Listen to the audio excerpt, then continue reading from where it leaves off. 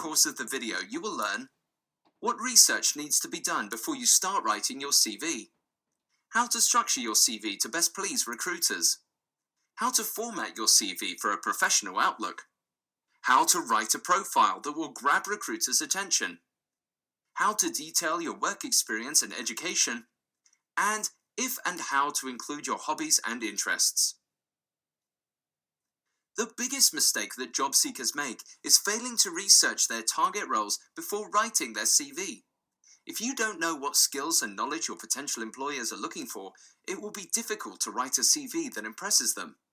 So, before you start writing your CV, you need to hit the job boards and browse through lots of relevant job adverts in your industry. Take note of the candidate requirements that keep appearing and make a list of them. Focus on hard skills such as industry-specific skills, IT system knowledge, languages, and qualifications.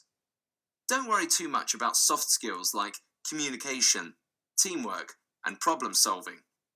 Soft skills are great to have, but they are applicable to most jobs, so you need to focus on hard skills in your CV. Once you have a list of the most in-demand skills and knowledge for your target roles, you know exactly what to focus your CV around. This preparation will make the task of writing it much easier for you. The structure and format of your CV will define its overall outlook and determine how the document will be read. Your CV should look flawlessly professional and should be easy for busy recruiters to navigate and find the information they need. Firstly, you should use a word processing program like Microsoft Word or Google Docs to create your CV. They are very easy to use and are the globally recognized format for CVs across all industries. Here's an overview of how to format your CV. Keep the format simple by sticking to a clean and crisp font that can be easily read. The color scheme should also be basic. Black text on white background is best. Don't be tempted to use fancy fonts and wacky color schemes in a bid to stand out. This will look unprofessional and could make the CV difficult to read. There is no set-in-stone rule around CV length, but 2 pages of A4 is usually enough to tell your story without boring readers. Just remember that recruiters and hiring managers sometimes see hundreds of CVs a day, so try to keep it concise if you want to hold their attention. Use bold headings to divide the sections of your CV. This will help recruiters to navigate it when skim reading. Once you have a format for your CV, you need to structure it in a way that draws attention to your most valuable skills and creates a pleasant reading experience.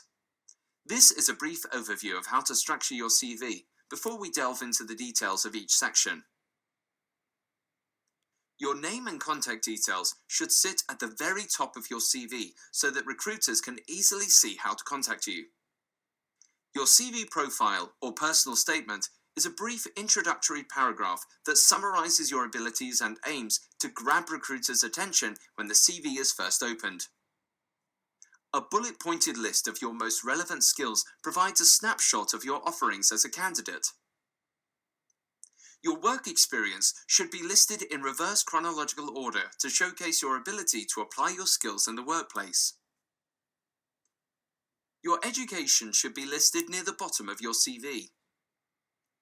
Hobbies and interests are an optional section and can be added to the bottom of your CV if you think they will add any value to your applications. Now let's take a look at each section in detail and how to write them. You don't want your contact details to be missed, so place them at the very top of your CV underneath your name.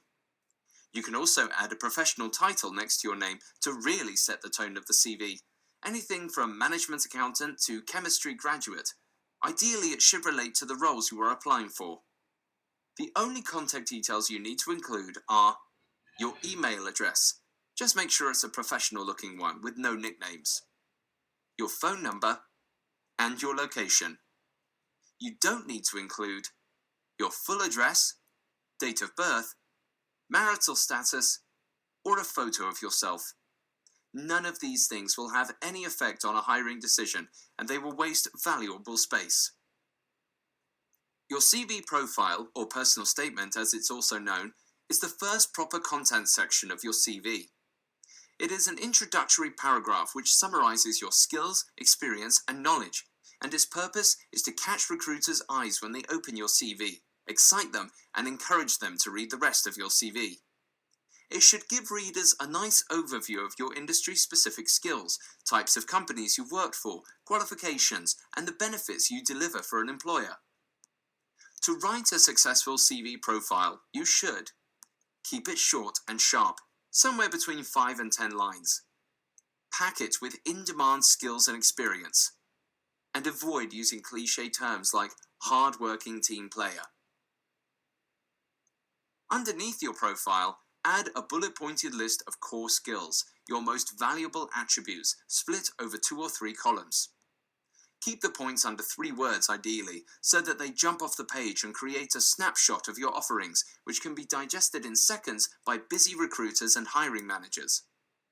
It's a great tool for making sure readers stick to your CV and don't skip past it.